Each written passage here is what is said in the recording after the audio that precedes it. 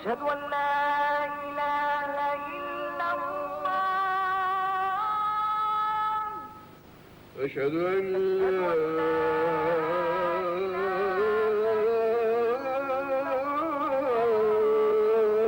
إله إلا الله أشهد أن محمدا رسول الله أشهد أن محمدا أعوذ بالله من الشيطان الرجيم بسم الله الرحمن الرحيم الحمد لله رب العالمين الرحمن الرحيم مالك يوم الدين إياك نعبد وإياك نستعين اهدنا الصراط المستقيم صراط الذين أنعمت عليهم غير المغضوب عليهم ولا الضالين. I take refuge with Allah from Shaitan the accursed and begin in the name of Allah, the most merciful, the mercy-giving. All praise and thanks belong to Allah alone, the Lord of all beings, the most merciful, the mercy-giving, Master of the day of judgment. Thee alone do we worship, and Thee alone do we beg for help. Guide us in the straight path, the path of those whom Thou hast blessed, not those who have earned Thine anger, nor those who go astray. This is Al-Fatiha, the surah with which the Quran opens. It stands uniquely in the Quran, and this is a surah which you recite again and again every day as you establish Salat, not less than 17 times in a day, often much more. Why? What is there in Surah Al-Fatiha that this surah has been chosen to be the opening surah of the book of Allah subhanahu wa ta'ala? And what is contained in this surah which makes it obligatory upon a Muslim to memorize it and to repeat it again and again every day? These two questions must arise at the very first step. What purpose does the opening of a book serve? Though the Quran is not a human book, but by analogy, let us try to reflect. Why does anyone write an introduction to a book? We write an introduction to a book to tell what this book is meant for, what is the central theme of the book.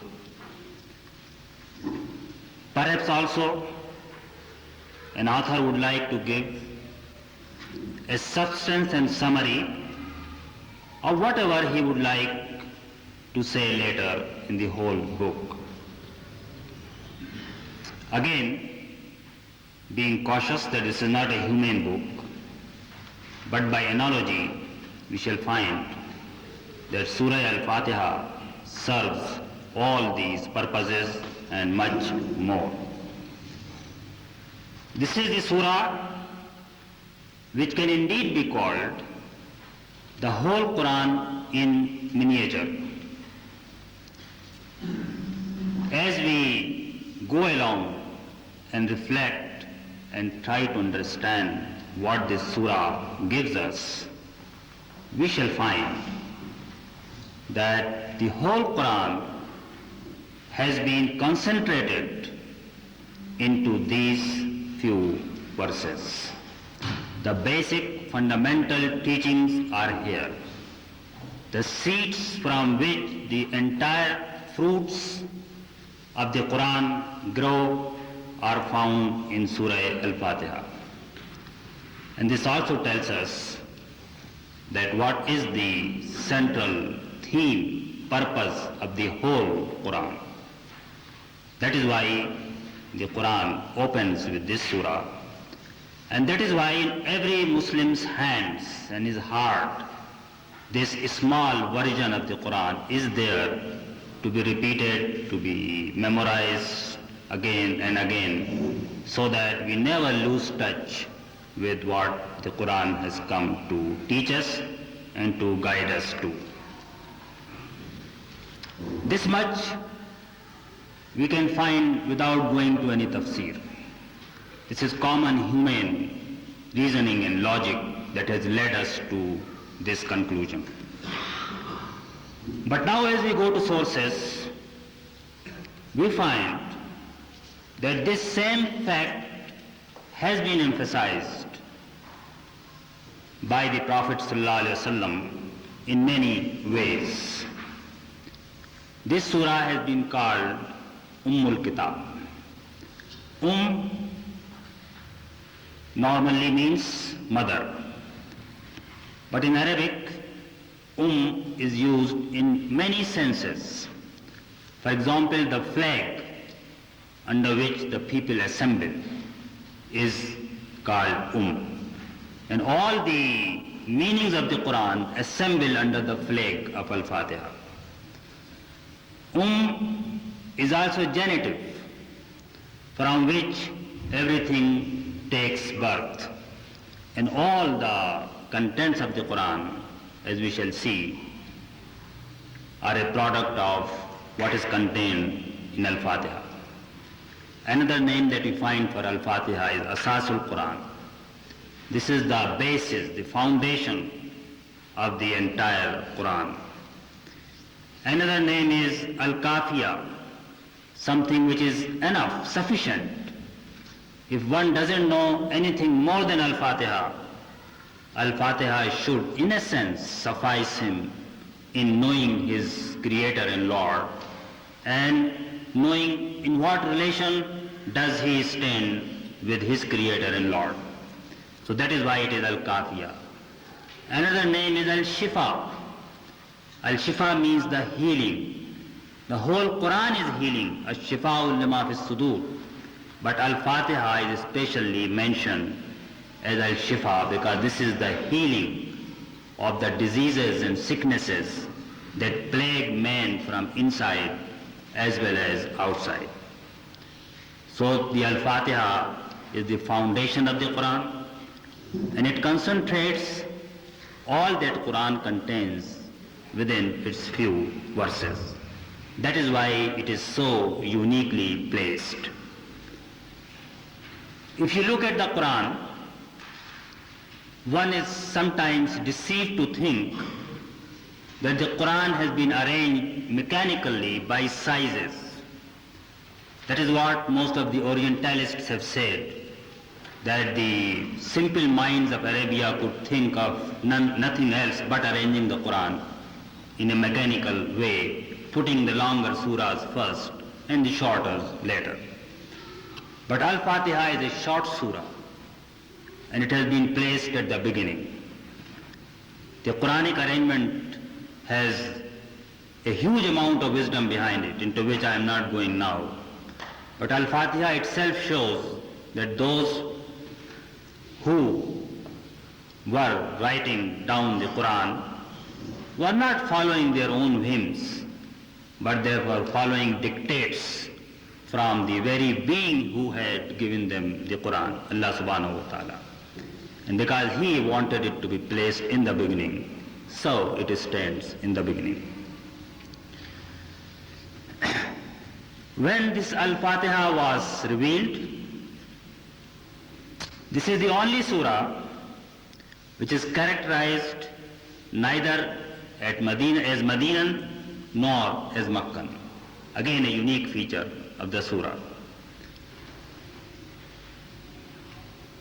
There is a very rare opinion that this surah was revealed in Medina, but most of the scholars agree almost unanimously that this must have been one of the very first few revelations, because there could be no salat without Surah Al-Fatiha, and therefore it must have been in the hands of Muslims from the very beginning.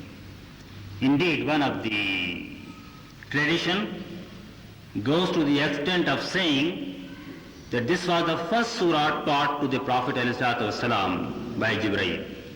But that tradition stands against the unanimous consensus of Ummah that the first revelation was Iqra bismi rabbika allazi khalaq.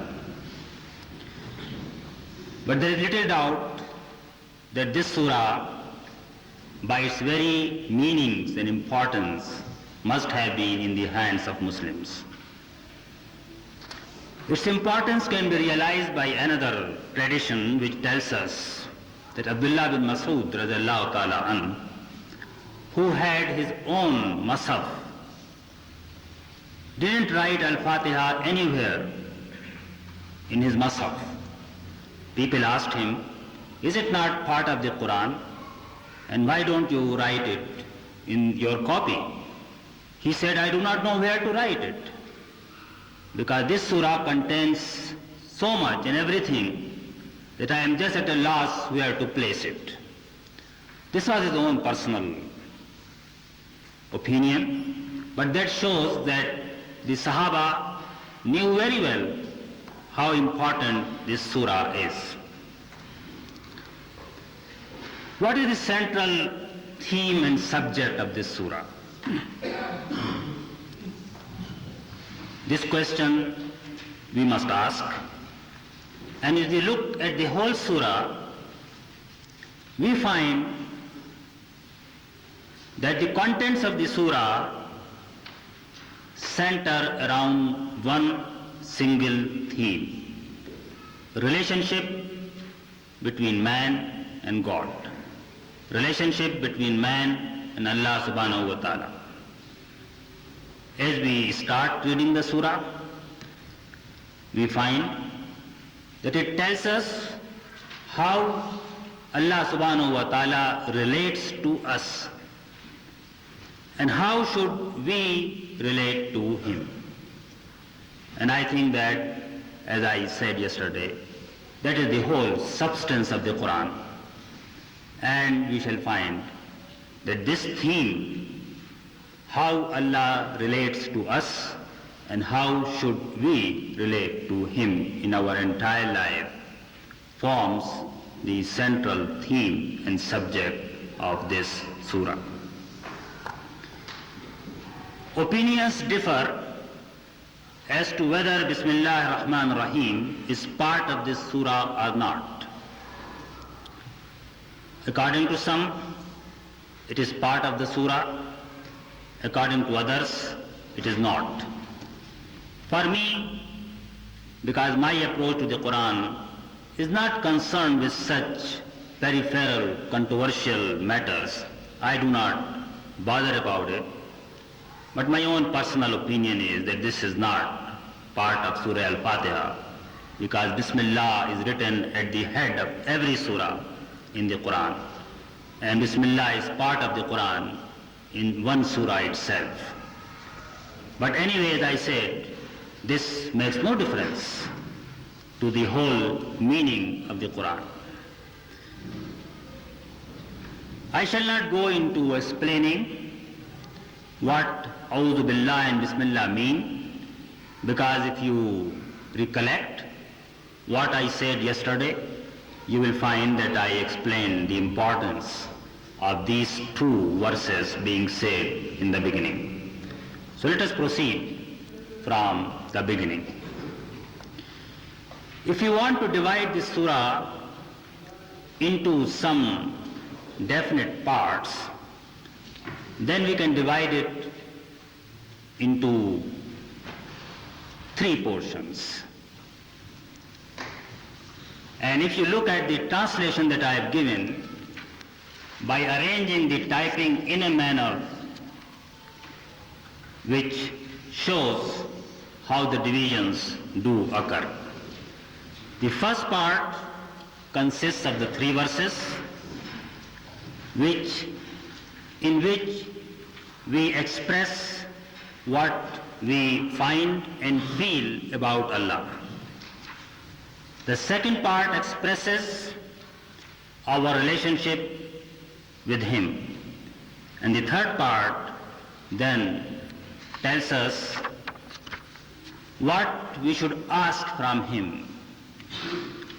And these 3 parts relate with each other, as we shall see, both by meaning and the flow of contents.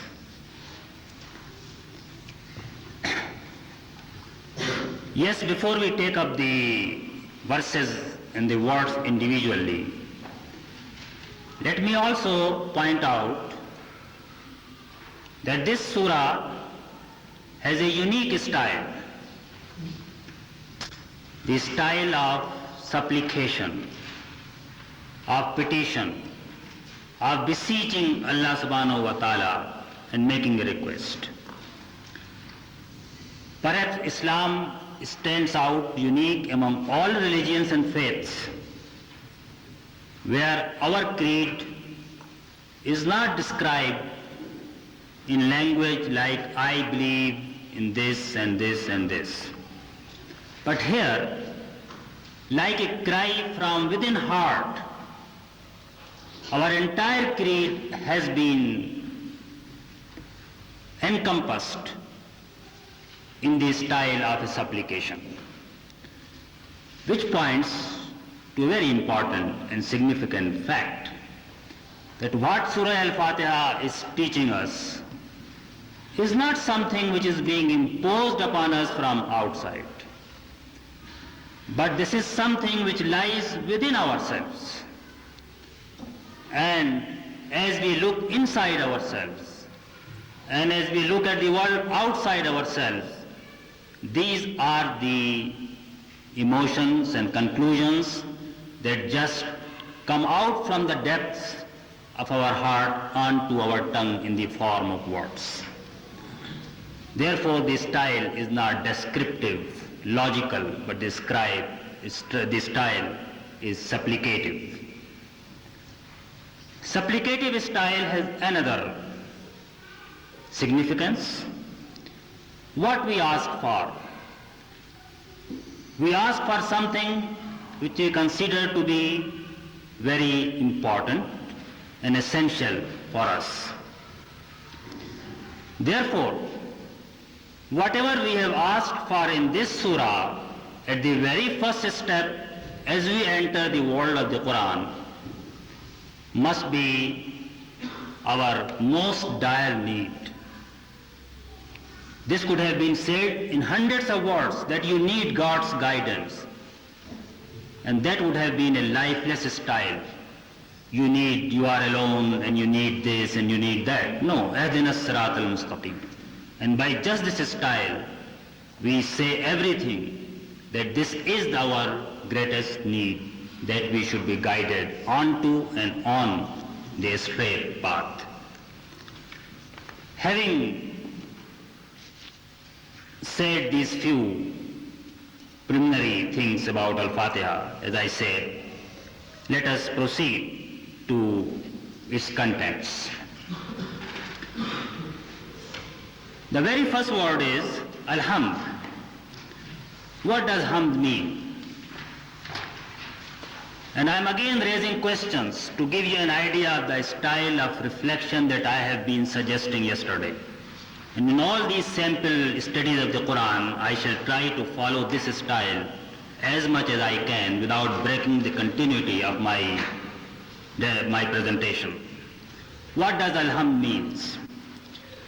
Hamd has been translated as praise, and Hamd has been translated as thanks. Perhaps there is no English word which can adequately express the whole meaning of hamd. Hamd combines praise as well as gratitude. If you confine it to simply praise, then one might praise something which has no personal relationship with me. Taj Mahal is a very beautiful building. I praise Taj Mahal, but I have no relationship in my life with Taj Mahal. My father has educated me and nourished me and nurtured me. Here I am praising as well as I am grateful for what has been done to me. Therefore, the word hamd is not an abstract praise. It is a praise for acts, as we shall just now see, which relate Allah subhanahu wa ta'ala deeply, intimately and comprehensively with every fiber of our body and with every space of our heart and soul. Therefore, perhaps a more cumbersome but adequate translation would be thankful praise, a praise which is full of gratitude and thank.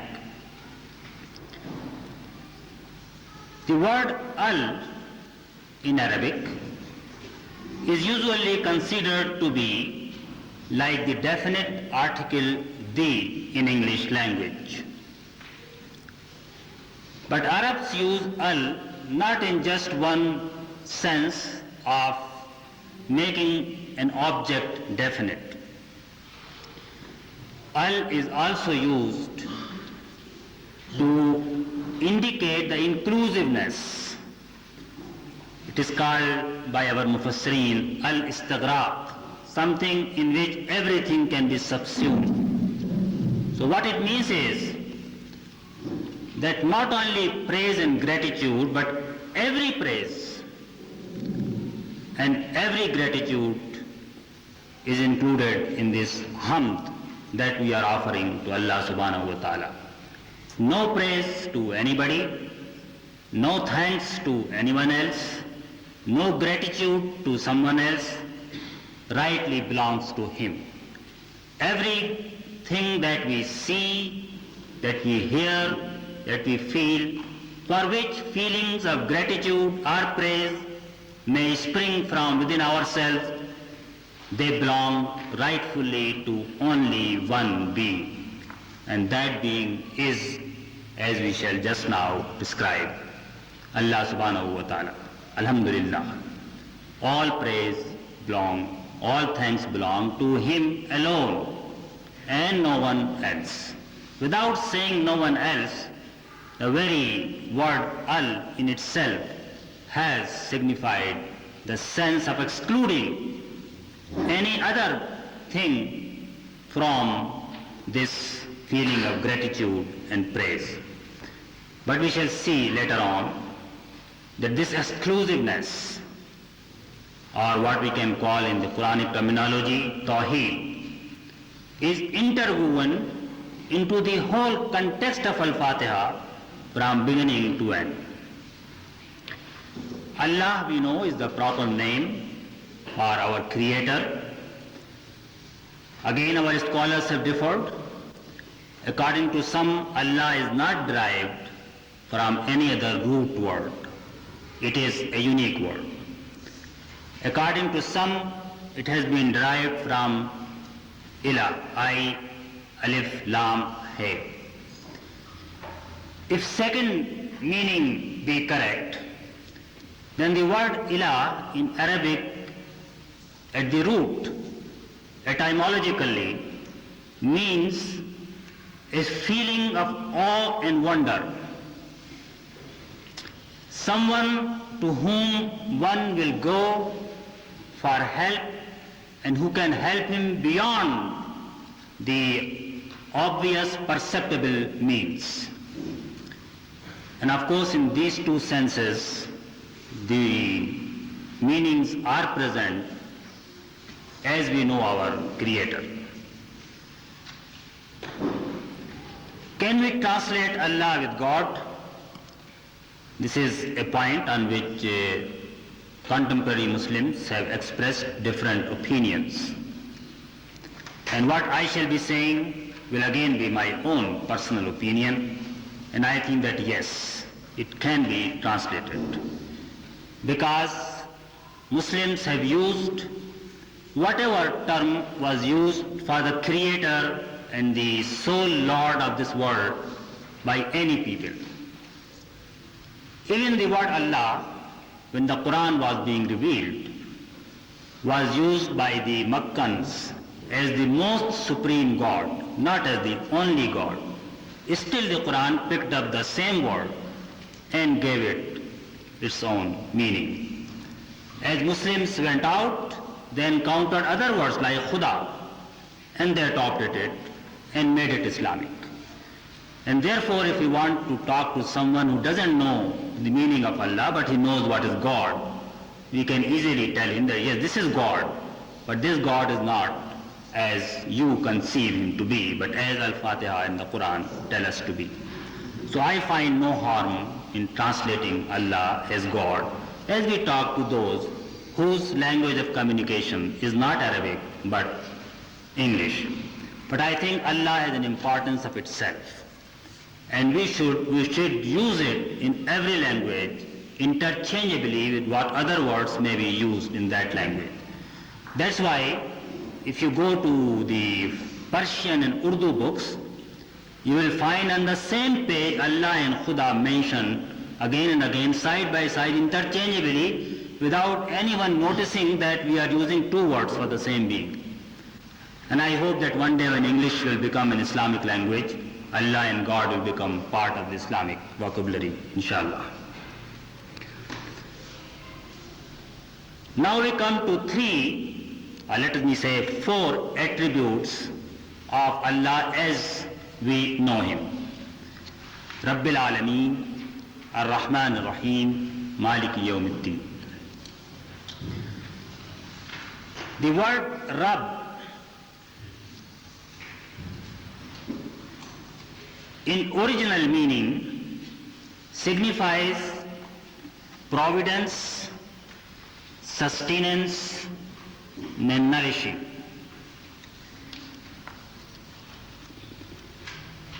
He is the provider and the sustainer.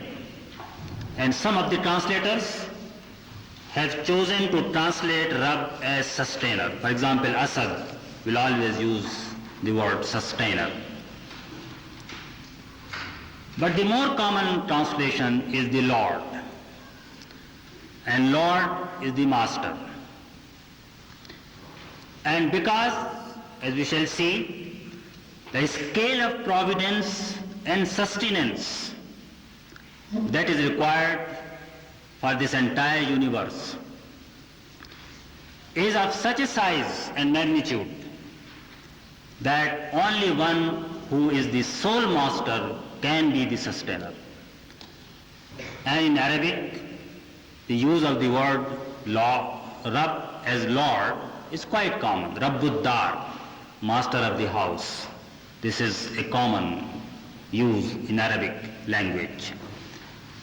But Rabb, without any addition, now in Arabic is used for Allah subhanahu wa ta'ala alone. Unless you say Rabbud Dar or Rabb of something else, it cannot be used alone for anybody else except Allah subhanahu wa ta'ala.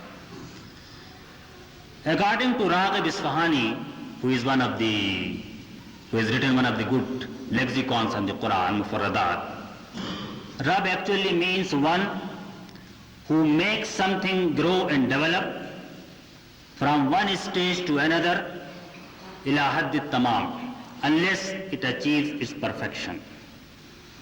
So indeed the word Rabb does not signify someone who has given us something once forever and then abdicated from his functions. The very word Rabb signifies continuing administration and involvement. And as I shall come later and explain to you how modern secularism has developed and how Al-Fatiha cuts across all modern secular ideas, you will realize the importance of this word. The Quran has used the word Khaliq again and again throughout the Quran, but not here. Because the Creator may have created and then abdicated. But the Quran, whenever we mention that He created, it also says, وَثُمَّ اسْتَوَى عَلَى الْعَرْشِ. He created and He sat on the throne. يُدَبِّرُ الْأَمْرَ مِنَ السَّمَاءِ إِلَى الْأَرْضِ. He administers all affairs from heavens to the earth. And as you will go to the 17th, 18th century Europe, when science began to flourish, you will find that gradually God was driven out of life and the universe was conceived as a clock. The most familiar phrase in European literature was the clockmaker God. The God who has made the clock, then wound it up, and now he is sitting behind, and the clock is running by automatic, let us say now by quartz or something else, and he doesn't need a God to run it. It is here that the Quran steps in and says, no, He is Rabb, He is the Lord, He is the Master of the universe, of man, of history, of time, of Layl and Nahar, of everything. And therefore, He is not just Creator.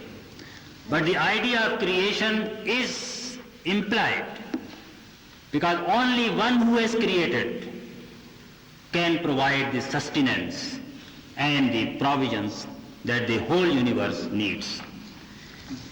Now it does not say Rabbul Nas or Rabbul Insan, but Rabbul Alameen. What does Alameen mean? The Alam has been translated into English either as the worlds or as beings. Alam comes from the Arabic root ilm, something which becomes known. And whatever English rendering we choose, I have chosen beings, but some other translators would choose words. It actually signifies every order of existence, whether it be man or animal or plant or universe, and not only physical existences, but also ideas and everything. He is the Lord of every being which exists beside Himself. Now because only Allah is not Alam and everything else is Alam, again Tawheed comes in. Because He is the Lord of everything known. Nothing known lies outside His Rububiyyah or His Lordship, and therefore He is the only Lord. Nobody else and no being, because everything else is a being, is a world, and it must be under His domination, His dominion, His Lordship, and His sovereignty.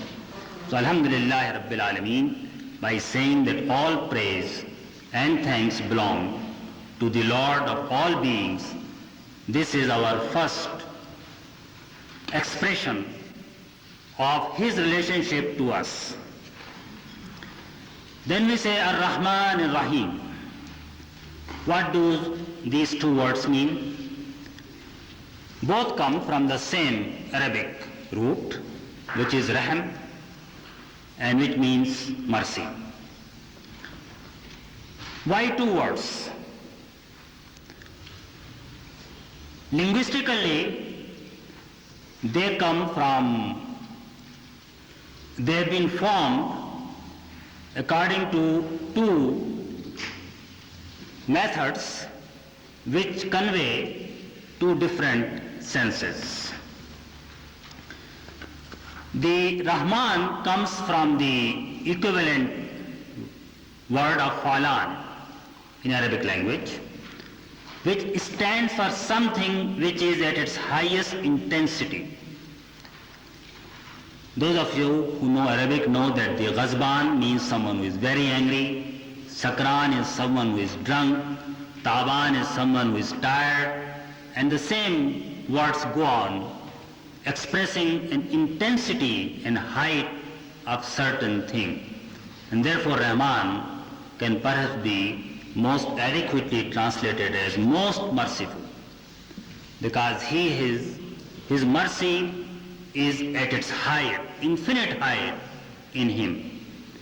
Ar-Rahim, on the other hand, stands for words which signify an abiding nature, something which is manifesting itself continuously again and again.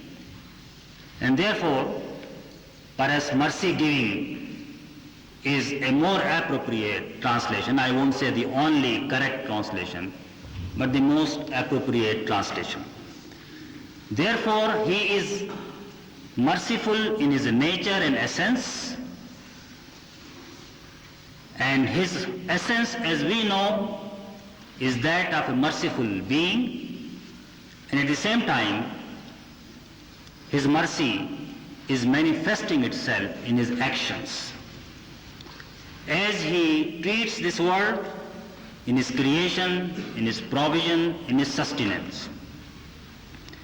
The first introduction that we get to know our Creator is that of a merciful being, Ar-Rahman Ar-Rahim. And then finally, Maliki Yawmiddin. He is the master of the day of judgment. Malik is not a difficult word. The word deen in the Quran has been used in various meanings and senses. It has been used for the law. Law of the land is called deen in Surah Yusuf, that Yusuf could not hold his brother with him illa fi deen al-malik, except in the law of the king that was prevailing in Egypt at that time. Deen is also used for the way, inna deena indallahi al-Islam. And deen is also used for recompense, requital, for taking into account.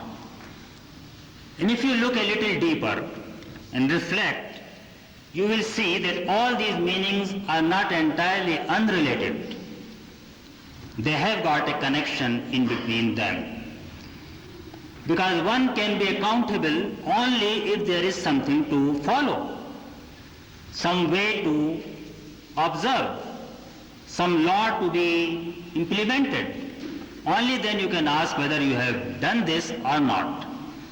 Therefore, whereas here the word deen is being used in the sense of recompense, judgment, it implies that there is already prior to that something for which one is to be judged.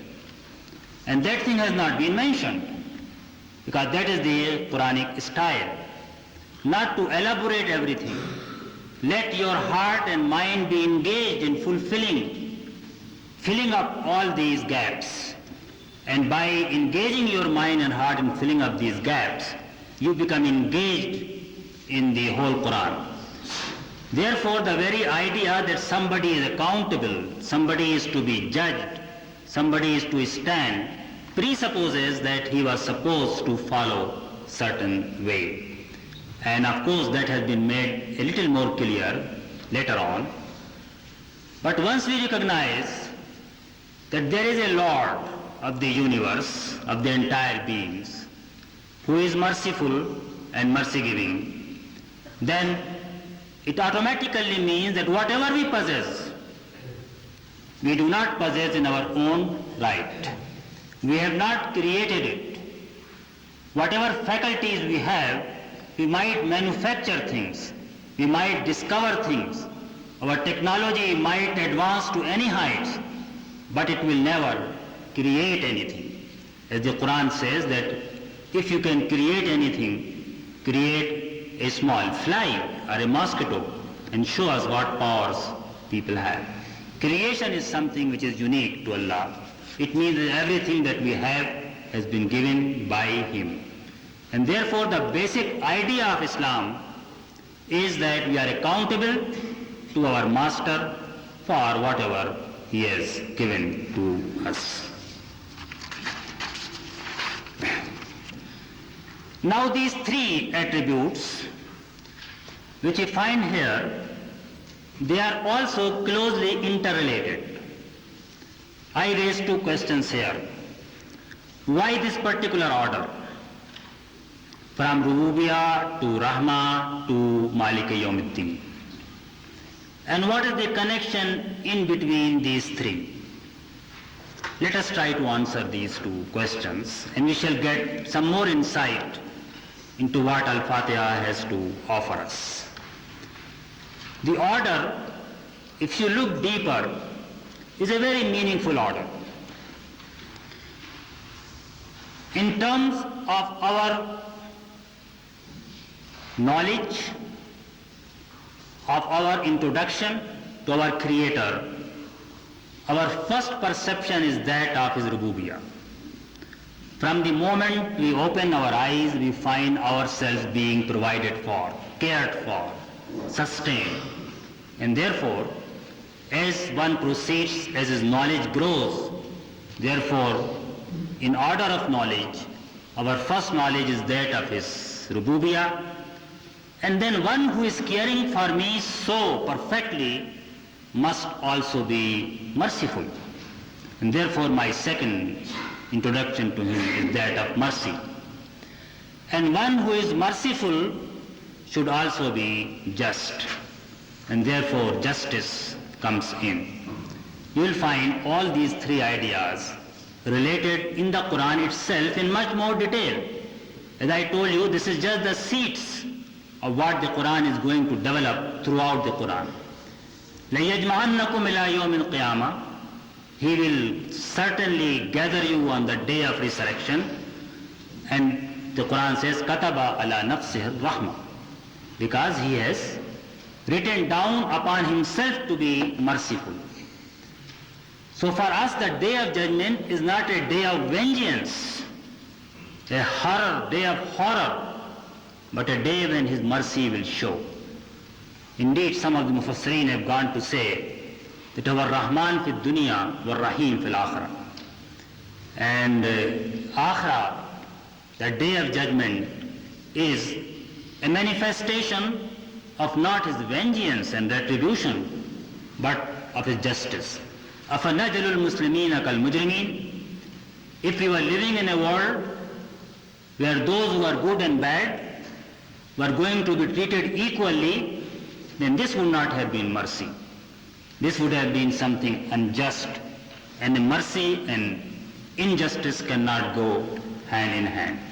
Therefore, they are also logically related with each other. The one who has given us everything must take count of us. One who is merciful must also show his mercy by being just. But mark one thing, it is the day of judgment, but the Quran doesn't use the word judge for Allah subhanahu wa ta'ala. You will find the word judge used in Bible, but not in the Quran. I think the significance is that a judge is under compulsion to administer law as it is. The master is not. The master is under no compulsion to administer the law as it is. And therefore, the scope for forgiveness, for mercy comes in. He is not only a judge whose hands will be bound by his own laws. He has laws of retribution, recompense. He also has laws of mercy. And that mercy will also manifest by overlooking the weaknesses of that frail and fragile creature which is man. The temptations and the difficulties through which he struggled hard will be taken into full account. Those who come with sincerity, with a good heart, their bad deeds will be overlooked. يُكَفِّرُ عَنْهُمْ سَيِّئَاتِهِمْ. He will erase their bad deeds. Only one who comes with a sound heart, إِلَّا مَنْ أَتَى اللَّهَ بِقَلْبٍ سَلِيمٍ. One who comes with a sound and whole heart, he will deserve his mercy and his rewards. Therefore, there is significance in using the word Malik here. Before I proceed to the next part, let me also say that this Rububiyyah and Rahma and justice extends from this world to the other. It is not that his justice will prevail only in the life to come. Of course, there it will prevail and manifest itself to its fullest possible extent. But even here, in this world, that justice operates in ways which perhaps we cannot fully understand or comprehend with our limited view of time and nature of things. But when the Quran says that we destroyed those who spread corruption and oppression on this earth, فَقُطِيَ دَابِرَ الْقَوْمِ الَّذِينَ ظَلَمُوا, they were cut out, Alhamdulillah Rabbil Alamin. Here again it doesn't say that fear Allah, but praise be to Allah who has eliminated those people who were oppressors. So the praise belongs to him for even those actions through which he brings justice in this world. This Rahma and Rububiyyah one can feel in his own life, one can feel in the universe. But the greatest mark of this Rububiyyah and Rahma should be that we should be able to know how should we live our lives. If he is our Lord, he should tell us how we are supposed to relate to him. It will be against his mercy if he leaves us in a dark ocean being tossed around by the waves from hither to thither, knowing not where to go. And he cannot justly bring us to account unless he has told us what we were supposed to do. Now if you follow the argument that I have tried to compress in these 3 sentences, you will see that we will go from here directly to the idea of Hidayah. The Rububiyyah, the Rahma, the Yawmuddin, all 3 compulsively lead us to the idea of Hidayah. To first, but before we go to Hidayah, again this is a beauty of the Quranic style, that before it embarks upon a logical argument that therefore you need Hidayah, the need of Hidayah is expressed in a different style. Iyyaka na'budu wa iyyaka nasta'in. Now here the language has been so structured that the idea of Tawheed becomes clear, manifest and emphasized. It doesn't say simply that we worship you, but by Arabic language, bringing the word Iyyaka before the verb Nabudu, it indicates that it is thee alone that we worship and no one else. Iyyaka Nabudu, and similarly it is thee alone that we beg for help and no one else. Now, this flows, as I said, logically, inherently from our introduction of Allah subhanahu wa ta'ala as we expressed it in the first 3 verses. The Lord, the merciful, the master of the day of judgment, he alone deserves that man should worship him. What is the meaning of the word ibadah? It has been translated into English language by 2 words. One is worship and the other is service. Because the same word is found in Bible as well. The older editions of Bible usually translate it as worship and the newer versions translate it as service. In fact, ibadah means someone who abases himself, lowers himself, makes it completely submit and surrender to Allah subhanahu wa ta'ala, to someone else. And the meaning of worship and service automatically comes in there. It is not an ibadah without adoration, because our very first act was that of adoration, of praise, of recognition of His mercy. So, ibadah will actually mean that all our adoration, all our praise, all our obedience belongs to Him. Now you might ask me that the word obedience has crept in here. We didn't hear about obedience so far. Obedience is inherent in the very word ibadah. Because a slave and a servant and a worshipper must also obey his master. The Lord, the Rabb, must be obeyed. Therefore, the word ibadah covers the entire human life where one must submit to Allah subhanahu wa ta'ala. And later on in the Quran, this is the same call, invitation to ibadah, which you will find repeated again and again from the lips of every of His messengers. But here the Quran has used two words. Iyyaka na'budu wa iyyaka nasta'in, and Thee alone do we beg for help. What is the relation between these two? One hadith, in my view, throws light on what is the relation between these two. Hadith says, ad-du'a mukhul ibadah. Dua, to call upon Allah, is the essence of ibadah.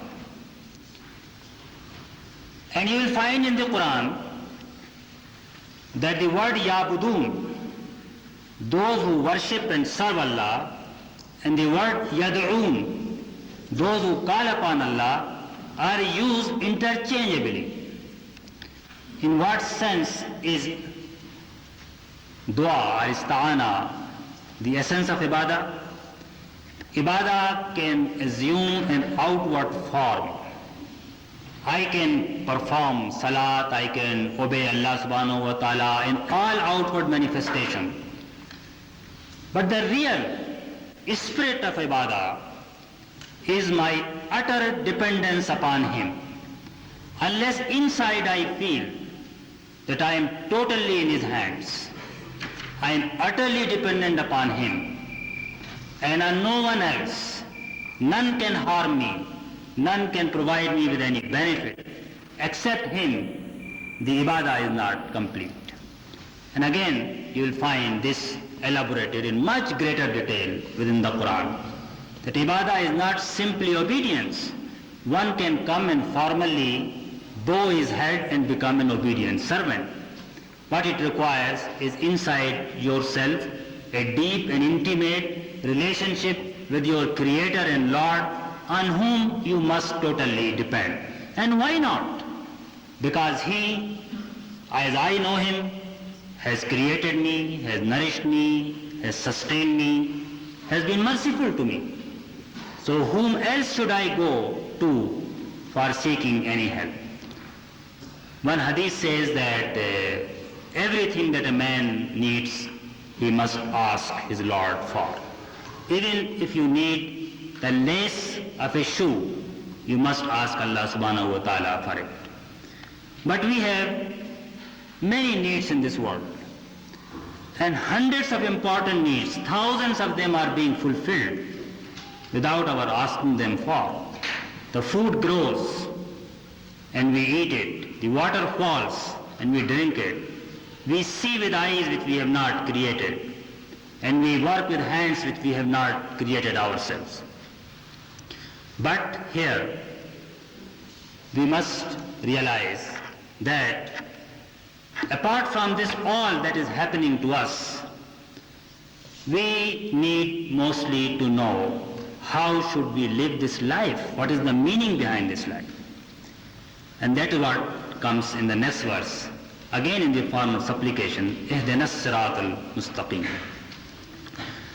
Now the word hidayah in itself does not simply mean to show the right path. And the translators have tried to render the correct meaning in many ways. Direct us, guide us, lead us in the straight path. It is not just showing us that there lies the path, there lies the straight path. But in fact, the prayer for hidayah means hold our hand and carry us along on this straight path. Again, the Quran doesn't go to long lengths to describe what is the straight path. The very word straight is very meaningful. There is no deviation, there are no tortuous routes, but it is a straight path, and the straight path has been defined in the Quran. At the end of that path stands Allah subhanahu wa ta'ala. Inna Rabbi ala siratim mustaqim. So this is the path which will lead to Allah subhanahu wa ta'ala. وَمَنْ يَعْتَصِمْ بِاللَّهِ فَقَدْ هُدِيَ إِلَى صِرَاطٍ مُسْتَقِيمٍ. He who holds on to Allah, he is guided to the right path. But here we go into a little further detail and try to point out what do we mean by the straight path. And as I said yesterday, the Quranic style is not to define it in verbose manner, but by pointing out the models. صراط الذين أنعمت عليهم غير المغضوب عليهم ولا الضالين. We do not go on defining the path, but we say the path of those on whom you have showered your blessing. What does the word inam mean? Of course, everything that we receive from Allah is inam, but the greatest inam is His guidance. اليوم أكملت لكم دينكم وأتممت عليكم نعمتي. So ni'mati, which Allah uses here, is in the sense of His guidance. The Quran itself explains who are those whom Allah has favored with His inam. أولئك مع الذين أنعم الله من النبيين والصديقين والشهداء والصالحين. Those who are the prophets, those who testify to the truth of the prophet, those who stand witness to the truth, and those who do righteous deeds in this world. And of course, all those models one will later on find in the Quran. And then we go to a negative definition to emphasize, let us not be led astray. Let us not do things which will make us deserve your anger and your wrath. Now, our Mufassirin have usually said that غير المغضوب refers to the Jews and ولا الضالين refers to the Christians. They are right, but I think this is a limited view of the whole meaning. The Quran actually extends the whole mankind. There are two types of people. One who are sincere, who seek and want the truth, but in the path of truth they are led astray, they indulge in excesses. Ghulu fi ddin. And this is what, of course, one example of that are Christians, but there are other examples. Christians claim to believe in Tawheed, they have a book, they do many good things, but still they have been led astray in the very concept of Allah subhanahu wa ta'ala. Those who deliberately flout what they know to be truth. This is the second type. Let us not be either those who in sincerity are led astray, nor let us be those who deliberately flout and disobey and therefore deserve His anger and wrath. This is also a reference to history. And the major part of the Quran is history. It means we recognize there is a whole history behind us, where some people and some men and women have been blessed with this favor of guidance, some have gone astray, and some have followed a path which had made them deserve the wrath and anger of their Creator. One additional point which must be noted down here is that the Quran says غَيْرِ الْمَغْضُوبِ عَلَيْهِمْ, not غَضَبَ اللَّهُ عَلَيْهِمْ. This is again a very nice way of saying that what anger and wrath they receive is not because Allah is wrathful and angry with them, but because by their own actions they have made themselves deserve this anger and wrath. I'm sorry I have taken a little longer time than I intended to do, but before I conclude, let me say three things. Number one, as I said in the very beginning, this surah is not only the essence and summary of the Quran, it is a cure and healing for all the sicknesses and diseases of heart and mind which may come up in any age and time, including the modern contemporary times. And one of the modern diseases is that man is a product of chance and necessity, and religion is a product of fear and evolution. Man saw earthquakes and volcanoes and storms and floods, and therefore he made so many gods, and later on he developed and ultimately he came to the idea of one God. The Quran says that no. Man's first experience is not that of terror and vengeance, but of mercy and kindness and sustenance. As a child opens his eyes, he finds that whatever he needs is very near him. The milk, the mother, the family which are needed to sustain him are right there. His first experience is not of that of terror, but of mercy and sustenance. So the basis of religion in Islam is not fear, but gratitude, praise, a deep and intimate relationship. The idea of fear in Islam springs from the idea of mercy. You may be surprised to hear that. But if I give an analogy, an imperfect analogy, why a child is afraid of his father? Because he fears that the love that his father is showing him may be withdrawn. And that is the very basis of fear. That's why the Quran links fear with Rahma. You will find in the Quran said again and again, Man khashiyar Rahman, one who fears the most merciful. So mercy and fear are referred, not because he is vengeful, he will bring vengeance upon us, or he is a god of terror, but because he is merciful. So I fear that I may be deprived the mercy of such a merciful being. Secondly, to help you in using this Surah Al-Fatiha more intimately in your prayer, I shall narrate a small hadith. The Prophet ﷺ said that Allah subhanahu wa ta'ala says that this is the hadith Qudsi, that Al-Fatiha is divided between me and my servant.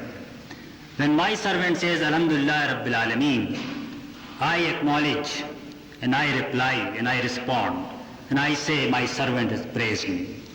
When he says Ar-Rahman Ar-Rahim, then I say that he has described my beauties, sana. And when he says Malik Yawmuddin, then I say that he has glorified me.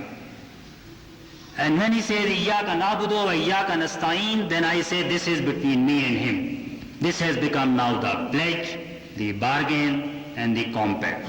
And now my servant will receive whatever he asks for. And when the servant says, Ehdina as-sirat al-mustaqim, sirat al-ladhina anamta alayhim, ghayr al-maghdubi alayhim wa ad-dallin, so Allah grants him his petition and request.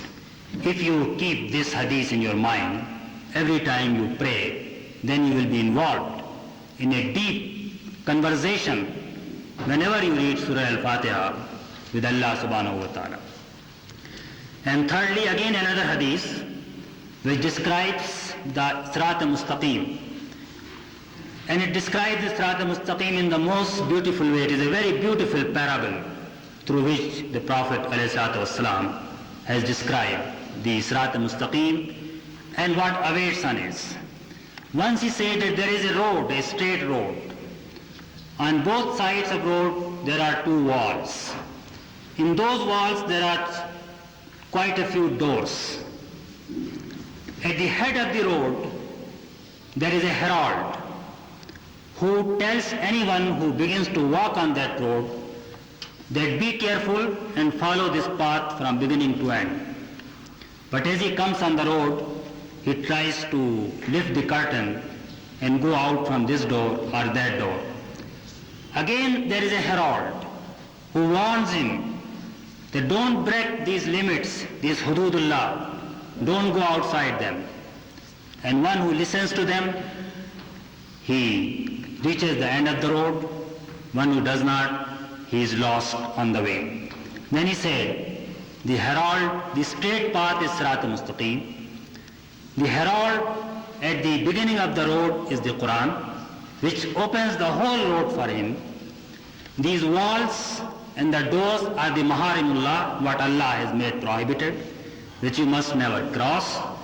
And the herald which warns you anytime you want to enter a door is your own conscience, the voice of Allah which has been placed in your heart itself to save you from going astray. So this is the definition of the straight path, and these are the arrangements which have been made to keep us on the straight path. May Allah keep us for all our lives on this Sirat al-Mustaqim. Wa akhiru da'wana alhamdulillahi rabbil alamin.